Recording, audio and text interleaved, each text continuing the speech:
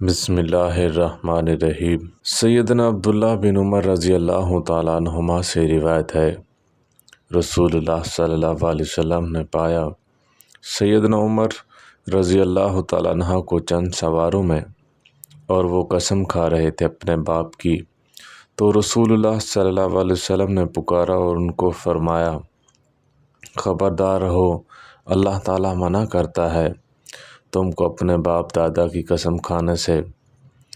پھر جو کوئی تم میں سے قسم کھانا چاہے تو اللہ تعالیٰ کی قسم کھائے یا پھر چپ رہے۔ حضرت عبداللہ بن ابی قتادہ رضی اللہ تعالیٰ عنہ سے روایت ہے، ہم نبی کریم صلی اللہ علیہ وسلم کے ساتھ نماز میں تھے۔ آپ صلی اللہ علیہ وسلم نے کچھ لوگوں کے چلنے پھرنے اور بولنے کی آواز سنی۔ نماز کے بعد آپ صلی اللہ علیہ وسلم نے دریافت فرمایا، کیا قصہ ہے؟ لوگوں نے کہا، ہم نماز کے لیے جلدی کر رہے تھے۔ آپ صلی اللہ علیہ وسلم نے فرمایا، ایسا نہ کرو، بلکہ جب تم نماز کے لیے آؤ تو وقار اور سکون کو مغلوظ خاطر رکھو، نماز کا جو حصہ پاؤ اسے پڑھو اور جو رہ جائے اسے بعد میں پورا کر لو۔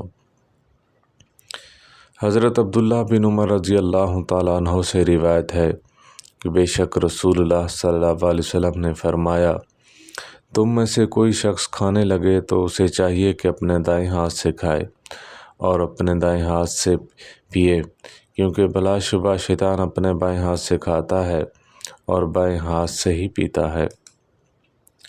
حضرت زید بن اسلم رحمہ اللہ سے روایت ہے کہ بلا شبہ رسول اللہ صلی اللہ علیہ وسلم نے فرمایا، سوار شخص پیدل چلنے والے پر سلام کہے، اور جب کوئی قوم چند افراد کی جماعت میں سے ایک شخص سلام کہہ دے تو سب کی طرف سے سلام ہو جاتا ہے۔ اللہ تعالی ہم سب کو عمل کرنے کی توفیق عطا فرمائے۔ وآخر دعوانا الحمد للہ رب العالمین۔